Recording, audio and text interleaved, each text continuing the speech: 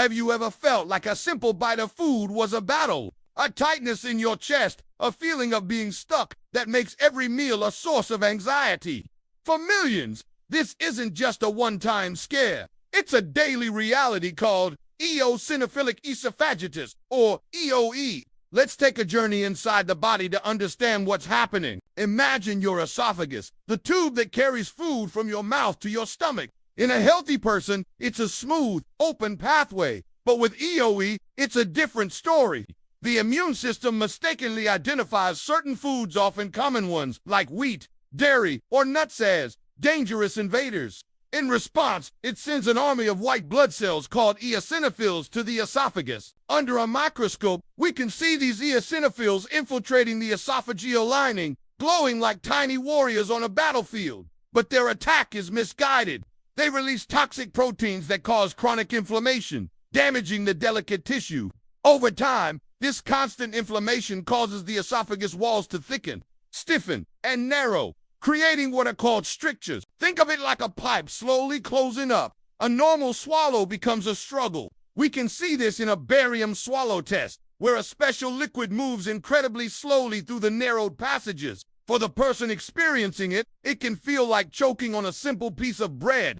This can lead to food getting completely stuck, a painful and frightening emergency known as food impactions. It's no wonder that many, especially children, start to develop a fear of eating, refusing meals to avoid the pain.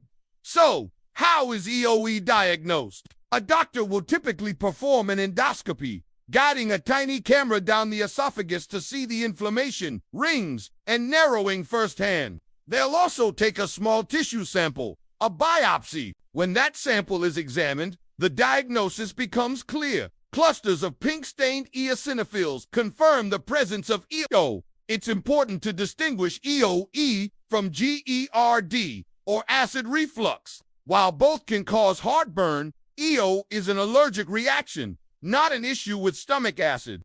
The treatments are also different. Managing EoE often involves a two-pronged approach. First, identifying the trigger foods.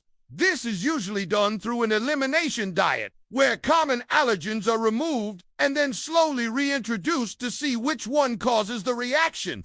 For many, this means learning to cook and enjoy new allergen-free meals. Second, medication can help control the inflammation. Doctors may prescribe topical steroids, often administered by swallowing a puff from an inhaler, which directly coats the esophagus to calm the immune response. In cases where the esophagus has become severely narrowed, a procedure called endoscopic dilation can be performed. Here, a small balloon is gently inflated inside the esophagus to stretch it open, making swallowing easier. Living with EoE has its challenges.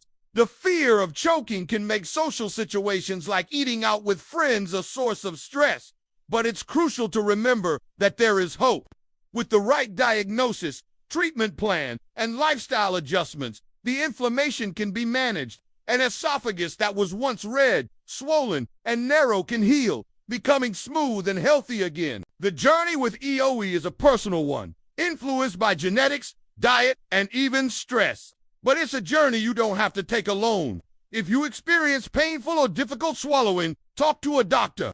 Understanding your body is the first step toward taking back control of your health and enjoying meals without fear. Eosinophilic esophagitis is a chronic condition, but it can be managed, allowing you to live a full and healthy life. Thanks so much for watching. If you found this video helpful, please give it a thumbs up and subscribe for more health insights. Stay safe and be well.